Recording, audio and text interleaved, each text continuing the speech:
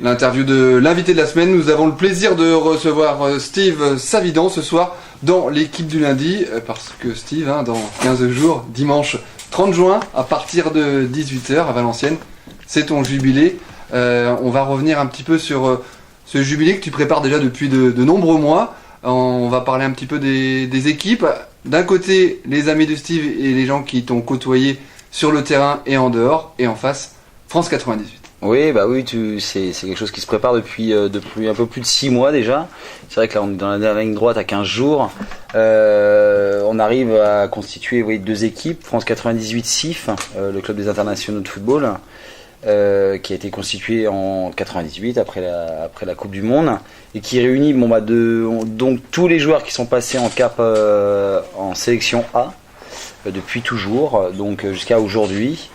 Et donc il y a une équipe constituée par moi avec des joueurs un peu moins connus, beaucoup qui sont passés par Angers et qui sont plus des joueurs de National Ligue 2, quelques-uns de Ligue 1 mais qui jouent encore aujourd'hui.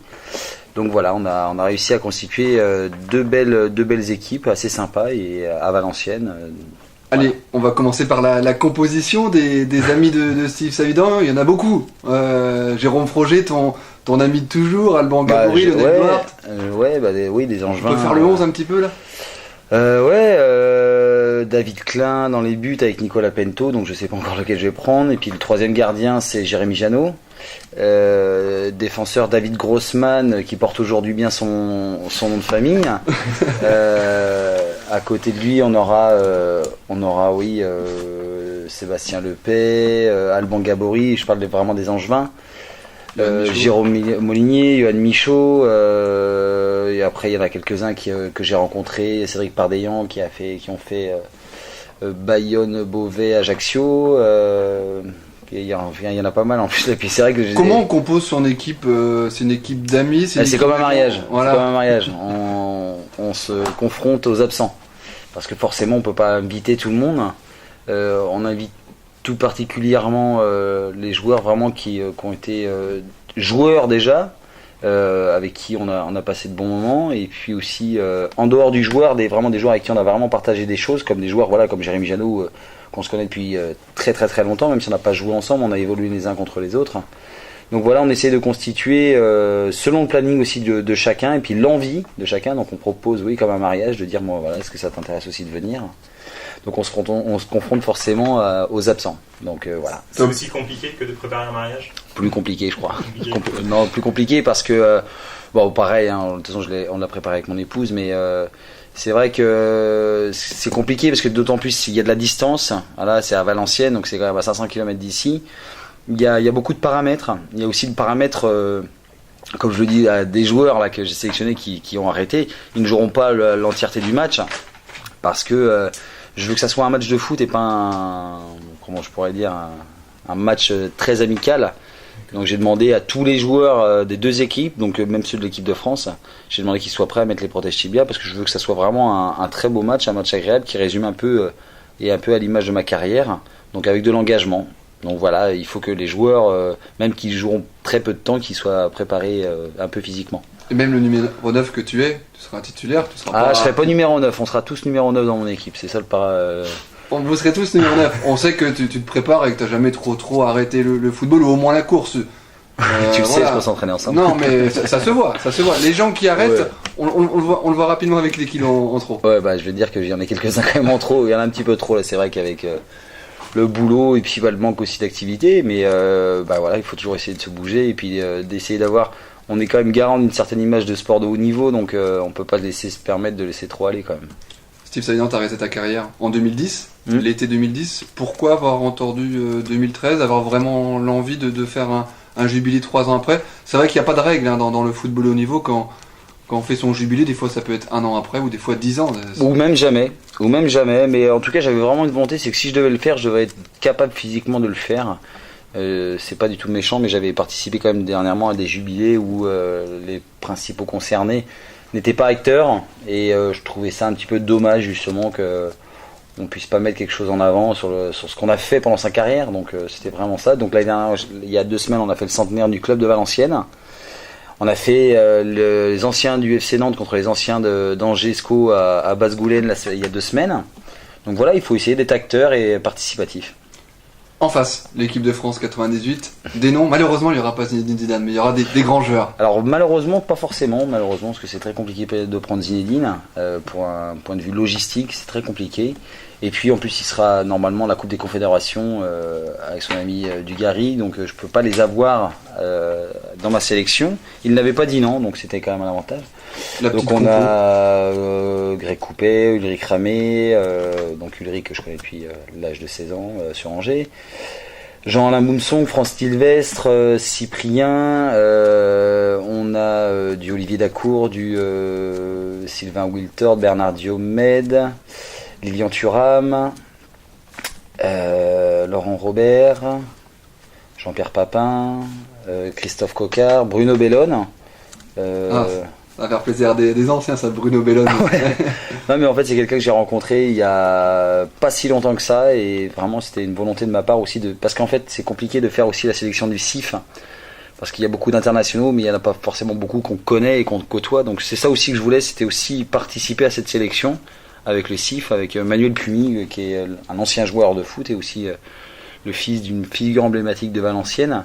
Et oui, c'était participer aussi avec ces joueurs de 98 CIF, que ce soit des joueurs aussi que je connaisse personnellement et qui répondent aussi un petit peu quelque part au cahier des charges de mon image. Donc voilà, c'était. C'est toi qui les as contactés? Ouais, je les ai contactés, que ce soit les Christian Carambeu et tout ça, je les ai tous contactés et c'est vrai qu'ils ont répondu favorablement, donc c'était assez sympa aussi qu'ils prennent conscience de l'enjeu que c'est pour nous, parce que c'est vrai qu'on se lance dans un jubilé au départ pour prendre le moins de risques possible, et c'est vrai qu'eux ils sont garants de ce risque-là, parce qu'à partir du moment où on prend des joueurs internationaux, c'est vrai que ça donne une caution financière. Pas celui qui t'a pris sous ton aile lorsque tu as joué face à l'Uruguay, Franck Ribéry? Franck, c'est compliqué, lui, c'est par rapport aux assurances. Je l'ai eu il y a pas si longtemps que ça au téléphone, et alors c'est pareil, il m'a pas dit non, mais pour jouer en tout cas c'est pas possible. J'ai eu Bernès, son agent, et c'est vrai que ce qui est compliqué, c'est les questions d'assurance. D'autant plus encore plus maintenant aujourd'hui, quoi. Quel sentiment t'anime avant ce jubilé là? On y a 15 jours.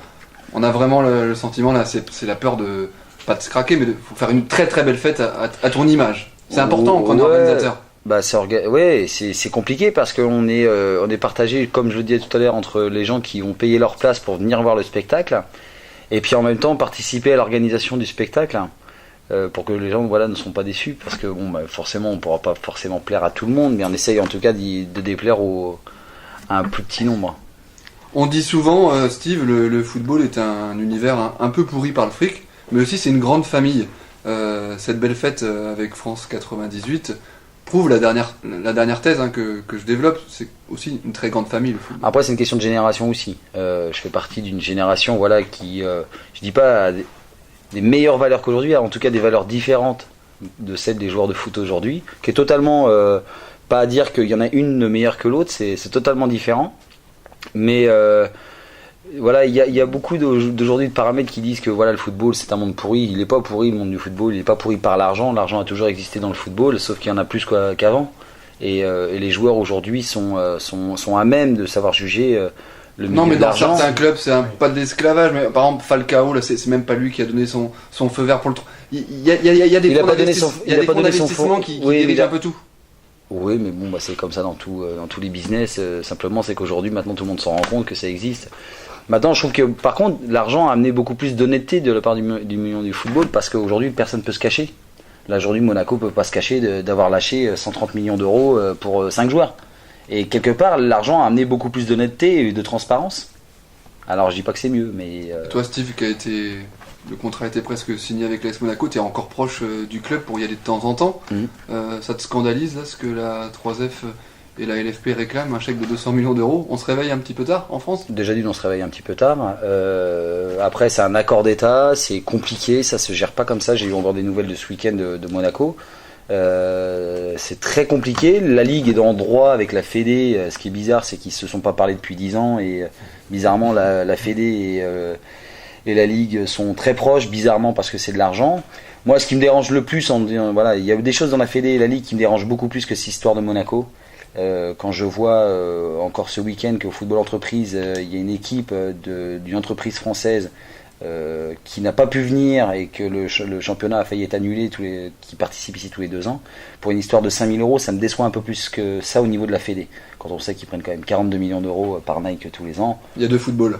Voilà, et surtout c'est que la Fédé, voilà, c'est plus le monde amateur, et qui viennent se mettre forcément avec la Ligue pour Monaco, ça me déçoit un peu. Mais ça, Steve, quand on est dans le circuit, on le voit pas trop. Ouais, mais je crois que tous les gens ne sont pas crédules, ils s'en rendent compte, ils lisent les journaux et ils entendent des gens qui parlent comme nous, qui parlent aussi à la télé. C'est pour ça que je dis quelque part que l'argent a amené beaucoup plus de transparence, parce qu'aujourd'hui, voilà, les choses sortent, quoi. Et toutes les personnes qui étaient, que ce soit à la Fédé ou à la Ligue, aujourd'hui, peuvent plus se cacher eux non plus. C'est du racket, tout simplement, au point de vue. On va revenir quand même sur l'AS Monaco. Quand même, pendant 10 ans, on les a toujours laissés tranquilles. Et là, pour une fois qu'ils ont de l'argent. Ça fait 80 ans qu'on les laisse tranquilles, oui. Donc c'est pas une paille, quoi. Exact. Et là, pour la première fois, ils ont beaucoup d'argent. Bizarrement, on s'intéresse à eux. Voilà, c'est bizarre que ça arrive. Ouais, c'est même, je trouve, très très déplacé. Parce qu'on le dit, ça fait 80 ans que ça existe. Et les clubs les plus vieux ont un peu plus de 100 ans. Donc c'est-à-dire qu'ils sont là pratiquement depuis l'histoire du foot français.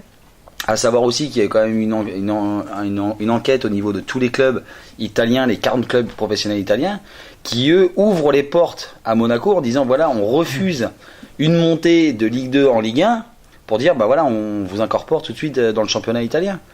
Parce qu'ils savent aussi ce que pourra emmener Monaco, parce qu'ils ont la manne financière. On sait qu'il faut de l'argent, que ce soit dans un niveau DH, un CFA2, il faut de l'argent pour attirer les joueurs, pour éventuellement avoir des résultats. Parce que c'est lié. C'est un peu tabou en France, c'est ça le truc. Oui, mais c'est pas parce que c'est tabou que non, voilà. Faut aussi. Mais les gens ils s'en rendent pas compte, parce qu'une fois que Monaco jouera en CA, là ils s'en rendront compte. Ils s'en rendront compte. Moi, ce que j'aurais trouvé peut-être un peu plus logique, alors après, voilà, j'ai pas tous les tenants non plus. Ce que j'aurais trouvé plus logique, c'est d'obliger peut-être Monaco sur la totalité de leurs transferts, on se donne une deadline de dire bon voilà, entre 20 et 30% de vos transferts doivent être investis dans le foot français, et qui là va redistribuer un petit peu les cartes au niveau des autres clubs. Parce que c'est pareil quand on entend Aulas qui dit aujourd'hui qu'il est en train de pleurer, alors que pendant 8 ans, il s'inquiétait pas de savoir si Metz et Strasbourg ils allaient se maintenir en national ou en CFA. C'est des clubs qui sont partis en DH, c'est des très grands clubs français. Donc voilà, il faut faire attention à ce qu'on dit et aux périodes qu'on se dit. Ou en tout cas, il ne faut pas qu'on oublie, nous, ce qu'il raconte aussi de temps en temps.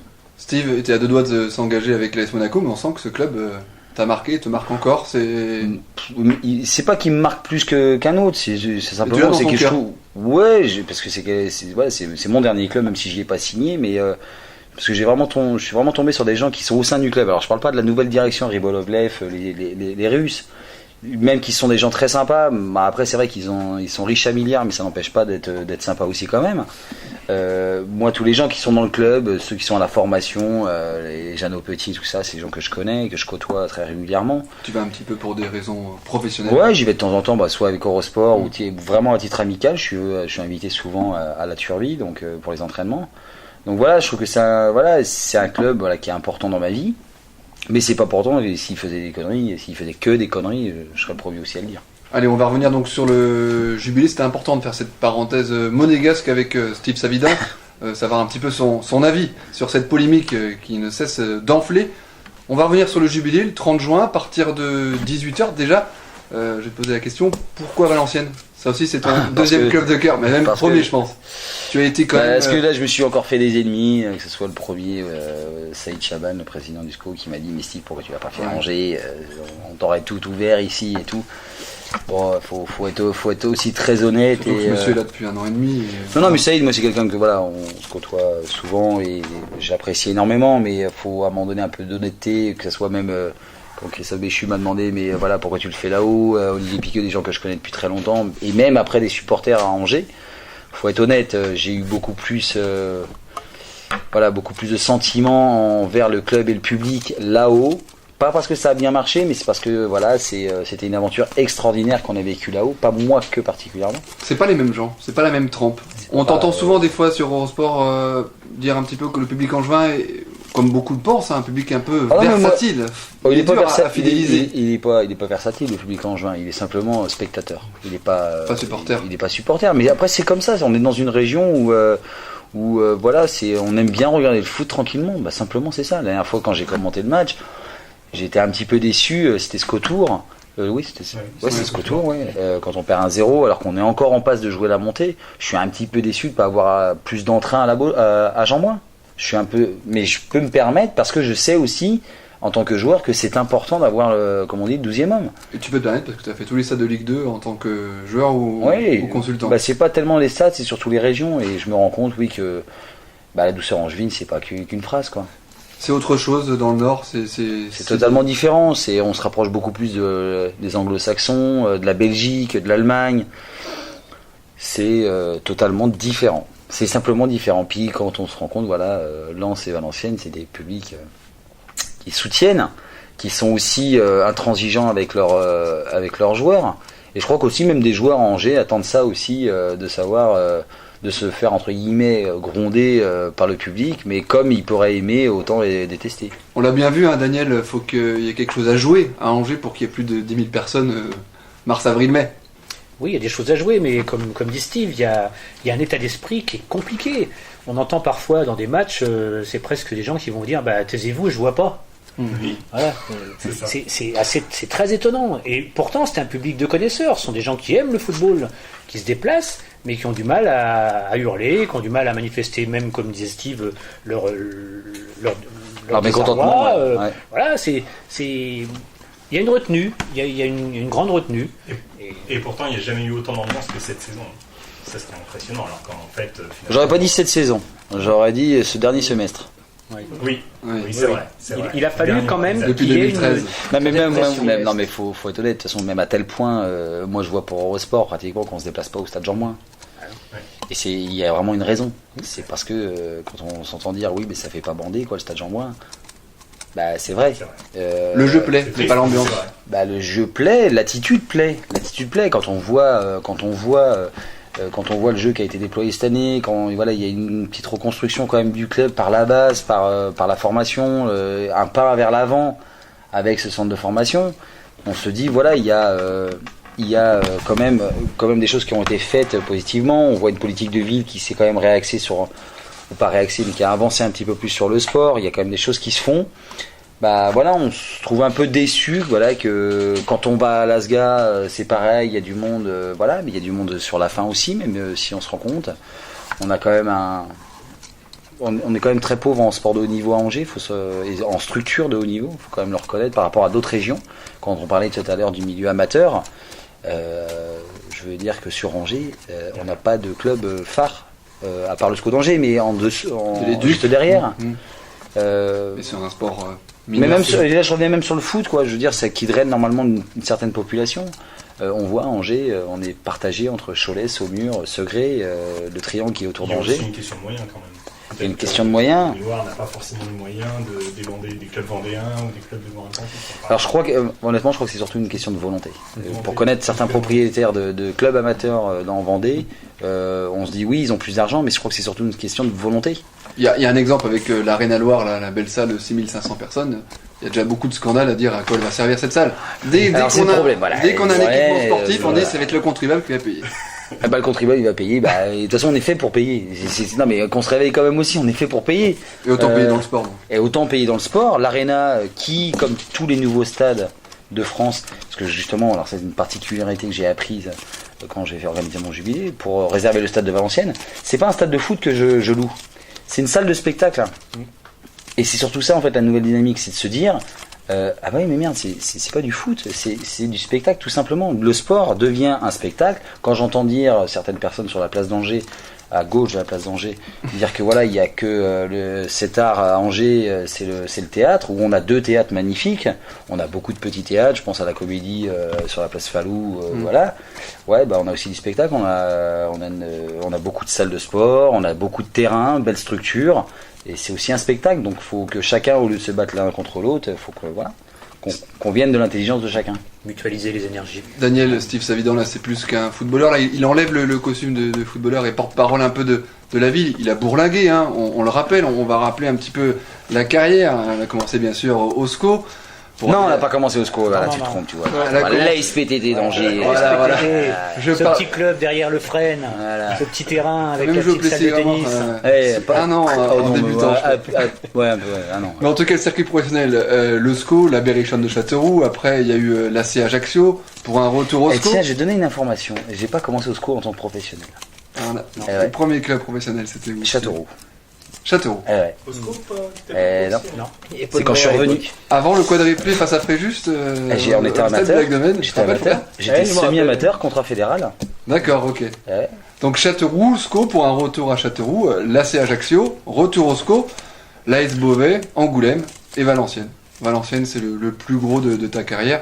Tu as été élu rouge et blanc de Ningesser, footballeur le plus emblématique de l'histoire du club. Ça marque un homme. 100 ans là, il y a 2 semaines. Ça marque un homme. Bah, c'est parce que tous les autres étaient décédés ou trop vieux. Comme je disais aux supporters, et comme je disais à Serge Masnaghetti quand même, qui est une filière emblématique, pas que de Valenciennes, mais du football français. Je l'ai vu, Serge, il y a encore 2 semaines. Je peux pas me permettre de dire, voilà, c'est vrai qu'il faut reconnaître aussi que ceux qui votent sur Internet n'ont pas forcément connu Serge Masnaghetti. Donc et voilà, c'est ce que je disais quand j'ai reçu le trophée à Valenciennes. Il faut savoir aussi redonner qu'il y a eu des anciens avant nous et on peut pas se prétendre premier au-dessus des... Voilà, même s'il y a toujours un premier, mais voilà, et c'est une question de génération surtout. C'est ça ou c'est messieurs, Steve Savidan? C'est plein de dérision, c'est ne pas se prendre pour quelqu'un d'autre, la simplicité. Oui, puis pas de langue de bois, jamais. Donc, Ça non. plaît, ça déplaît, ça laisse pas indifférent en tout cas. Bien sûr, bah, c'est Steve Savidan, voilà. Il était pareil sur le terrain d'ailleurs. Hein, c'était Généreux. un attaquant, généreux, qui bougeait beaucoup. Donc voilà, par contre, pour revenir sur sa carrière, t'as oublié quand même la sélection. J'avais pas De fini, France. je parlais de la carrière de joueur avec une cape en sélection France Uruguay. Avec un peu de recul, Steve, quand on porte haut les couleurs noir et blanc d'Angers, hein, est-ce qu'on se dit il y a un peu de déception de peut-être avoir moins marqué le SCO que le VAFC? Non, c'est pas... C'est ta ville, Angers, tu y résides aujourd'hui. Ouais, mais Tu vois ce j'y que je veux suis dire pour d'autres raisons. J'y suis pour d'autres raisons et je sais ce que j'ai fait à Angers. Je sais la reconnaissance que j'ai envers le football angevin. Et le football angevin, j'ai plus une reconnaissance amateur que professionnelle. C'est totalement différent. C'est base. deux approches totalement différentes. J'ai fait plus de clubs à Angers que sur le territoire français. Mais voilà, c'est totalement différent. Ici, je me vois pas plus comme un professionnel. À Valenciennes, c'était vraiment du football professionnel. À Angers, malheureusement, c'était plus du football amateur et plus pris ça sous le ton. On sait pas un peu trop ce qu'on fait et on sait pas un peu ce qu'on fait trop ici, quoi. Donc. Il y a quand même des beaux souvenirs, Fred. Ah non, mais j'ai pas dit qu'il y avait pas des beaux souvenirs. SCO Fréjus, Lac-de-Maine. SCO ce que je Fréjus, vais Lac-de-Maine. Non, mais ce que je vais- Genre moins. C'était un genre. Quadruplé. Oui, Et là, c'était le premier saut période de Steve, je crois. Non, mais je vais renforcer ce que dit Steve. Tout à l'heure, il parlait du vote des internautes.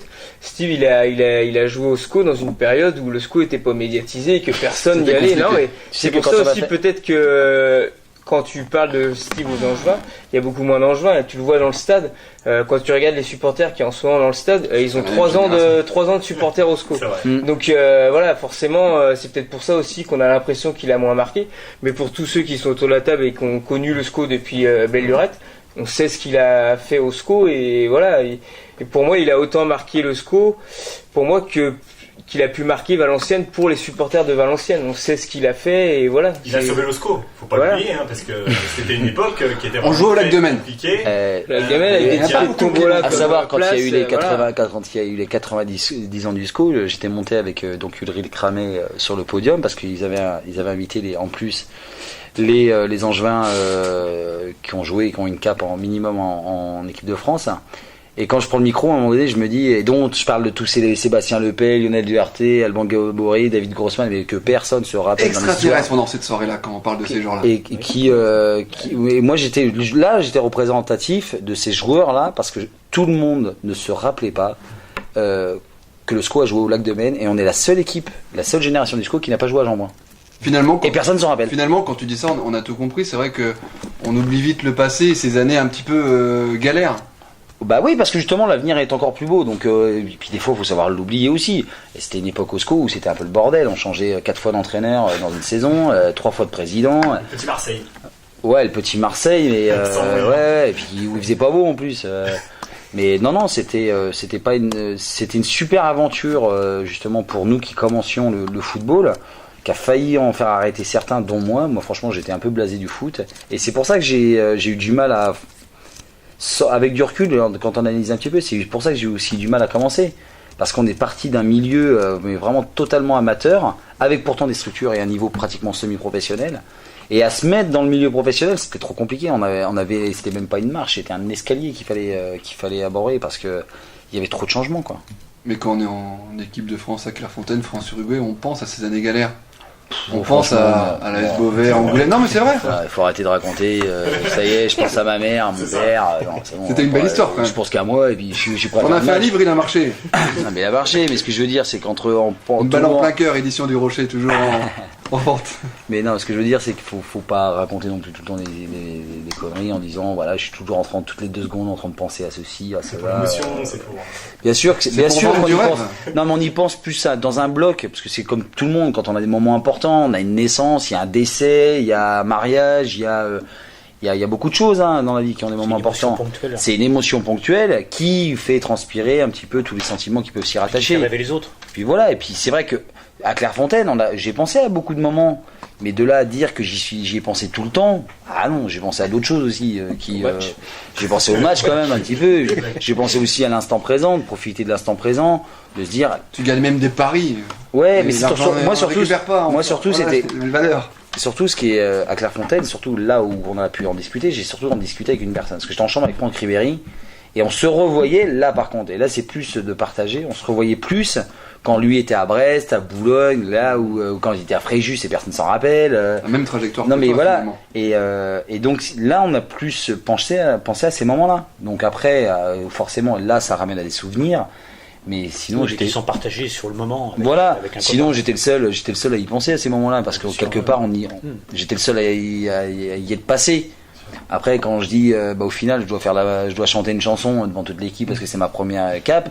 Quand je suis en train de regarder, je suis pratiquement le plus vieux à table. Oui. Et là tu fais t'as 30 ans et c'est ta première sélection alors que les autres ils ont déjà 18 ans de boîte presque. Ça fait un peu bizarre. Donc là ça c'est plus des moments sympathiques et puis ça s'arrête rapidement après. Et quand tu vois un homme comme Franck Ribéry à Clairefontaine, un fou furieux qui a démarré bas et qui a fini très haut, là il va postuler pour le Ballon d'Or cette année, c'est incroyable sa trajectoire. Quel grand joueur. Elle est incroyable et c'est parce qu'elle est rare aussi.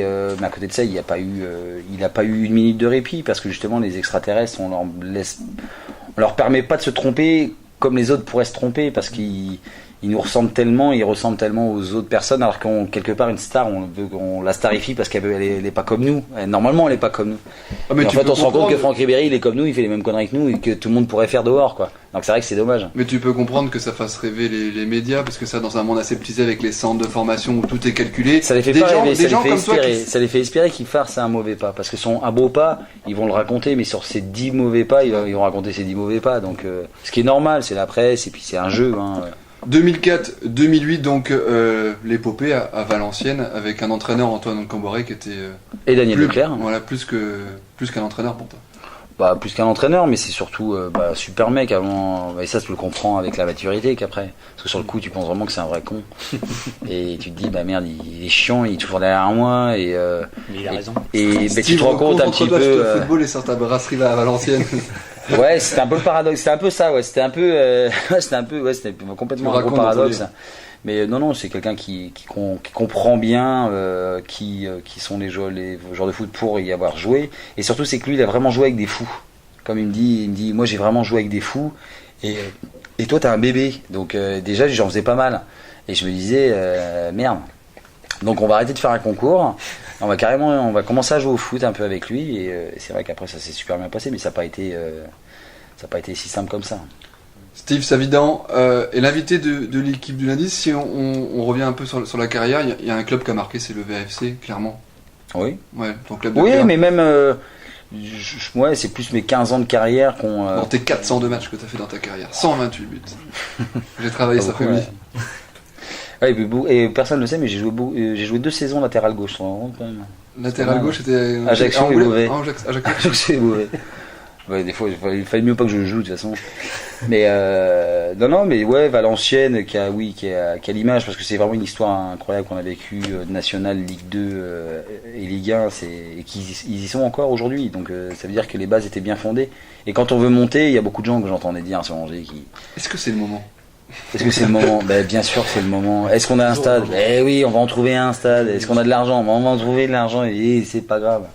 Steve Savidan dans l'équipe du lundi, on parle encore de ce beau jubilé qui aura lieu bien sûr le dimanche 30 juin à partir de 18h avec un match de ligue avant, à 18h. Oui, j'ai voulu aussi que le football amateur s'associe un petit peu à cet événement et voilà, on a fait un jeu un peu avec la Ligue Nord-Pas-de-Calais qui est le président du Chaussois, l'ancien président de la Fédé, et on a fait un jeu concours avec toutes les équipes un petit peu de la Ligue Nord-Pas-de-Calais pour qu'ils puissent venir faire un match d'ouverture juste avant les grands et puis après ramasseur de balles et puis voilà, truc sympa. Alors pour l'Angevin qui veut aller à Valenciennes, c'est 500 bornes. Voilà.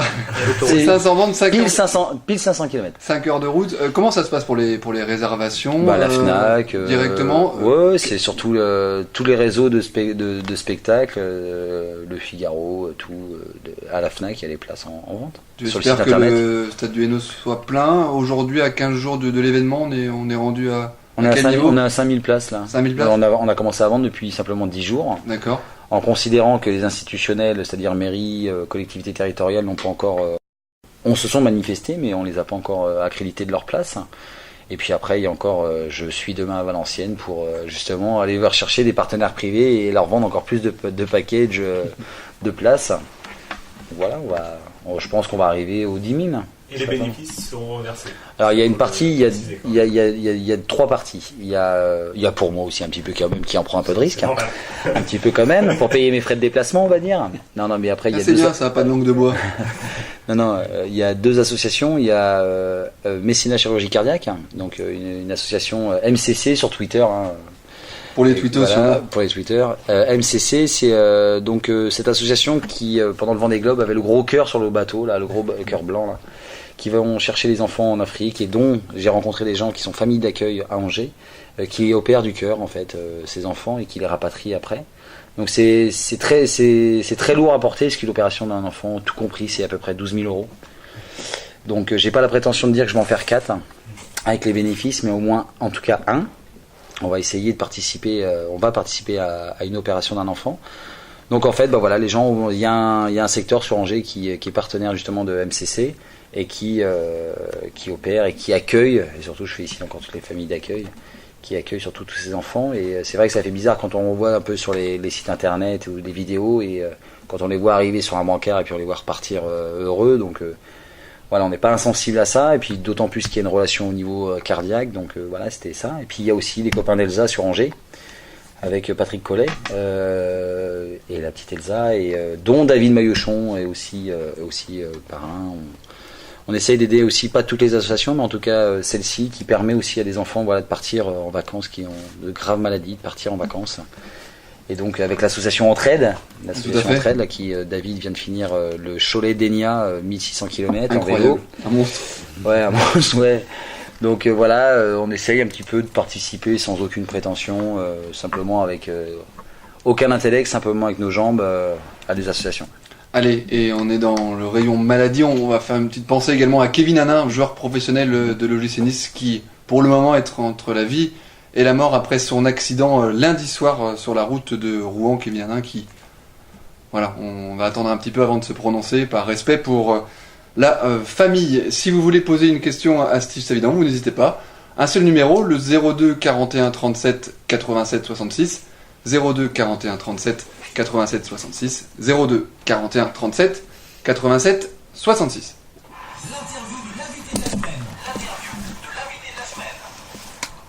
Steve Savidan, c'est un joueur de foot, un ex-joueur de foot, un sportif, mais aussi Romain, un consultant, et un consultant de renom.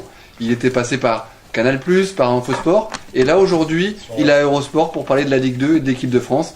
C'est une reconversion réussie aujourd'hui. Oui, forcément. Je pense que y a beaucoup de joueurs qui aimeraient se reconvertir, je pense, comme ça. Et d'ailleurs, je sais pas comment ça s'est passé exactement au départ. Qui est venu te chercher quand tu as commencé tes premiers pas en tant que... Bon, en fait, ça s'est fait, mais ça s'est fait comme d'habitude, ça s'est fait en fait connement. Vraiment tout un hasard complet. Juste après que j'arrête, en fait, il y a Cyril Linette, en fait, que j'avais rencontré déjà il y a très longtemps, qui est le directeur des sports de Canal+, qui m'appelle et qui me fait tiens, il y a un petit projet, qu'est-ce que tu veux faire, est-ce que ça t'intéresse pas d'être consultant, parce que bon, c'était aussi l'époque où Et quand tu savais pas, si t'avais arrêté le foot et t'avais pas de reconversion, c'était plus ou moins ce qu'il fallait faire, quoi. Donc, ils m'ont embauché sur 1 an. J'ai eu un poste un peu bizarre, un peu bateau. Je pense pas que j'ai énormément réussi à Canal. Homme de vestiaire. Homme de vestiaire, un peu. C'était à l'époque où plus ou moins on pensait et avec prétention, on pensait remplacer Paganelli. Et j'avais le profil de rentrer dans cette case, sans faire du Paganelli, mais à rentrer dans cette case, en tout cas, d'homme de terrain, animateur et tout ça. Et puis, bon, ça n'a pas tourné comme ça, je pense que ça me bottait pas trop. Et puis, en fait, je faisais après tous les week-ends, tous les sports, le multisport, infosport. Donc là, c'était plus du journal, sur du plateau. Et puis, notre collaboration s'est arrêtée. Je pense que je n'ai pas été à la hauteur pour pouvoir continuer, en tout cas sur leur profil. Et c'est à ce moment-là où Eurosport s'est positionné sur le concept de la Ligue 2. Donc un match par semaine, le lundi. Et c'est un projet qui m'intéressait énormément. Parce que déjà, c'est un championnat que je connais parfaitement, pour y avoir participé beaucoup d'années. Donc ouais, ça s'est lancé comme ça. Et puis première année, avec homme de terrain, apprendre beaucoup avec Christophe Jameau et Jean-Luc Haribard. Beaucoup de choses à faire, beaucoup de merde à faire. Parce que bon voilà, il fallait bouffer du match. Quand je dis de la merde, c'est pas péjoratif, c'est vraiment il fallait bouffer vraiment du match, bouffer tous les postes un petit peu partout et nulle part des fois, mais prendre beaucoup de renseignements. Et puis derrière, c'est cette année qu'on m'a proposé vraiment d'être au commentaire là-haut au Postcom, de commenter carrément le match. Parce que Jean-Luc et Christophe. Là, c'est vraiment un truc. Alors, on me sent à l'aise. Sur cette première année, voilà, c'est vraiment un métier. Ça, c'est des choses qui s'apprennent. Donc là, comme je peux en parler, est-ce que je ressors de mon débriefing là, de ma première année avec Eurosport là. Le débrief a été comment a été. On t'a vu sur plusieurs chaînes, mais là, j'ai l'impression vraiment que tu t'éclates à Eurosport. Ouais, je m'éclate. Plus que sur homme de Eurosport, vestiaire. sur Eurosport, ouais, je m'éclate. Mais c'est vrai que le débriefing a été comme je le pensais et comme je le vis aussi toutes les semaines. Je pense que j'ai de très bonnes bases et j'ai simplement un point faible, c'est le travail, parce que le foot je le connais pas parfaitement, et surtout en tout cas le footballeur. C'est toujours pareil, il faut énormément travailler. Moi c'est vrai que j'ai une double activité avec le restaurant à Angers, donc il faut que je m'attache un petit peu plus à être professionnel, et donc bon voilà, on me donne l'opportunité de prolonger encore cette aventure l'année prochaine au même poste, donc c'est à moi de savoir ce que je veux faire et ce que je veux en faire de cette possibilité. Donc il y a ça, il y a encore cette semaine. Il y a son petit match du lundi et consultant. Son petit match du lundi. Non, parce que tous les lundis on te suit sur Twitter et on regarde un petit peu. Voilà, c'est en fait ce que je leur ai expliqué, c'est ce que j'ai expliqué aussi à Eurosport. Bon, j'ai aussi la prétention de dire que je suis pas très vieux et je suis en relation directe avec les joueurs ou éventuellement avec du public, et je suis très participatif. C'est vrai que je suis friand aussi de pouvoir, en même temps que la télé, parce qu'il y a des gens qui n'ont pas forcément la chance de regarder, qui n'ont pas la chance de pouvoir avoir un abonnement CanalSat ou bon, je sais pas quelle autre marque, mais donc ils sont participatifs sur Twitter, bon, j'ai pas Facebook, mais ils sont participatifs sur d'autres réseaux sociaux, donc il faut savoir aussi les intégrer dans un commentaire de match. Donc c'est une des possibilités aujourd'hui qui nous est rendue. Et la Ligue 2 a jamais été aussi intéressante cette année, avec des équipes qui jouent au ballon. L'AS Monaco avec beaucoup elle sera encore plus d'individualité. intéressante l'année prochaine. Ouais. Elle sera intéressante l'année prochaine. Ouais. Sans Monaco, sans Nantes. Ouais, parce que c'est bizarre de dire ça. Non, mais je pense qu'on va revoir des très gros clubs français. Quand on voit qu'il y a Le Havre, quand on voit qu'il y a quand même Lens qui peut se positionner, il y a du Metz, il y a du Créteil, il y a du Auxerre. Donc au final, cette Ligue 2 peut donner la possibilité aux anciens grands clubs français, en tout cas, de revenir très rapidement en Ligue 1. Quand tu dis que tu as une méconnaissance du footballeur, c'est de leur nom, c'est de leur... c'est de leur nom, de leur statistique. Voilà, c'est pas un truc, je suis pas un champion du monde de Panini, quoi. Moi, c'est pas un truc qui me branche. Je suis plus sur ce que je me rappelle de lui, en tout cas, éventuellement comme joueur, ce que je visualise, voilà, ce que je visualise à l'instant présent, ouais. Voilà, c'est plus mon ressenti. Donc voilà, là-dessus, il faut y travailler. Et puis, c'est pas forcément. On peut avoir des choses innées dans le commentaire, dans la relation ou dans ce qu'on voit tout de suite à l'instant présent sur le terrain, mais il y a un fond de travail qui est indéniable et sur lequel il faut énormément travailler. Donc comme je suis dans l'apprentissage de ce métier, on va dire que je viens de passer la primaire, quoi. Et on prend plus de plaisir en Ligue 2, en équipe de France, c'est pas pareil, c'est pas comparable. C'est différent parce qu'un match de l'équipe de France. Pour faire les analyses, tout ça, quand tu es lundi soir, c'est différent. Moi, ce que j'aime bien, cette année, j'ai participé à 2 quarts de finale, demi-finale et finale de Gambardella, je les ai commentés. J'ai participé à pratiquement toute la saison des U20 et je fais encore là le commentaire du match de U20 la mercredi. Là. Je dirais que c'est beaucoup plus enrichissant de faire ces petites sélections et voir les féminines et voir la Gambardella que de faire l'équipe de France A, parce que quelque part l'équipe de France A c'est facile à commenter, on connaît leur palmarès, on connaît vraiment leur qualité intrinsèque au très haut niveau. C'est surmédiatisé. Ouais. C'est surmédiatisé, mais c'est quand même intéressant, mais je veux dire c'est pas la même approche, c'est beaucoup plus compliqué en tout cas les petites équipes ou les petites U20, c'est vachement intéressant. Puis cette année il y a le championnat du monde sur Eurosport, quand on voit qu'il y a quand même Pogba qui sont là-dedans, Digne et tout ça qui vont être normalement au championnat du monde, on a de très grandes chances d'être champion du monde en U20, donc ouais c'est super intéressant. Et un consultant aussi, messieurs, qui promue un peu le football féminin. Ouais, parce que c'est un autre football. C'est pas un autre football, c'est du football. Il y a moins de contacts, c'est plus. Le football, que je me rappelle, c'était Ciodo qui disait s'il y a des contacts, c'est plus du football. Oui. Un homme à terre est un homme mort. Plein de choses comme ça. Aujourd'hui, c'est pas un autre football. Je crois que ça fait vraiment partie du football. Et les filles surtout ont énormément évolué. Je pense que le football féminin a beaucoup plus évolué que le football masculin. Il faut que les hommes se réveillent parce qu'ils sont en train de se faire vraiment bouffer par les filles et qu'ils fassent attention parce que ça peut aller très très vite. Aujourd'hui, quand on voit les statistiques d'un match féminin qui font à la télé entre 800 et 1 million pour simplement un match de Ligue 1, quand on voit rien qu'un match de Ligue 2 qui fait entre 300 et 500 000, faut se poser la bonne question, quoi, les mecs. Et on le voit très bien aussi dans toutes les ligues, dans tous les départements. Le football féminin commence à monter. On sent aussi l'intérêt énorme des présidents de vouloir faire une section féminine. Ça devient pratiquement maintenant une obligation. Donc je trouve que c'est ça devrait arriver dans les prochaines années. Il y a une à Beaucouzé l'année prochaine. Et, tout à fait.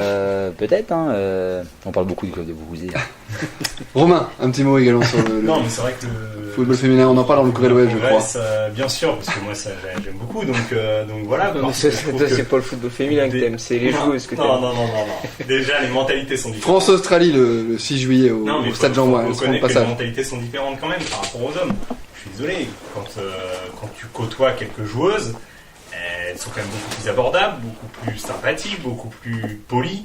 Il y a beaucoup de choses qui changent quand même par rapport à... Mais tu reviens 30 ans en arrière, je pense que les joueurs étaient aussi abordables que peuvent l'être les féminines là. Tu leur donnes 1 million par mois à elles aussi, je pense que c'est pareil. Je sais pas, peut-être. Hein. Tout à l'heure, Steve parlait des générations qui diffèrent avec l'argent et tout. Peut-être que là, les féminines, ce serait pareil. Hein. En tout cas, moi, j'ai presque le sentiment qu'elles en veulent plus sur le terrain. Alors, est-ce que je me trompe ou pas qu'un homme. Je suis désolé, c'est le sentiment que ça donne quand on regarde. En tout cas, il y a eu un reportage qui était passé sur Canal+ sur l'histoire du football féminin en France. Et on se rend compte que le football féminin a été pratiquement construit en France. Pendant la guerre mondiale, ça a été pratiquement là, elles ont dû arrêter et c'est elles qui se sont exportées aux États-Unis, au Canada, qui là-bas est une vague mais impressionnante parce que là-bas le sport d'homme c'est pas le football, hein. C'est le football américain, c'est le baseball, c'est tous ces autres sports, voilà. Et c'est pour ça que c'est une autre vision parce que là-bas c'est pédagogique le football comme nous on le vit. Pardon. Là-bas, c'est très pédagogique parce que c'est un sport collectif qui peut être mixte parce que normalement, il n'y a pas de relation physique. Il n'y a pas normalement de contact. S'il y a un contact, c'est qu'il y a eu un problème. Et c'est pour ça qu'il y a un arbitre. Et eux, moi, pour aller souvent au Canada et pour en parler avec des footballs féminines et des joueuses, quand on dit que c'est un autre football, je crois que c'est plutôt le football agressif qui n'est pas du football. Et c'est là où, parce que le football est une base technique. Quand on voit dans les centres de formation, on n'apprend pas à faire des tacles. On apprend à faire des jonglages. Donc c'est un sport technique et pas un sport physique. Dit-il en ayant fait toute sa carrière comme un bourrin.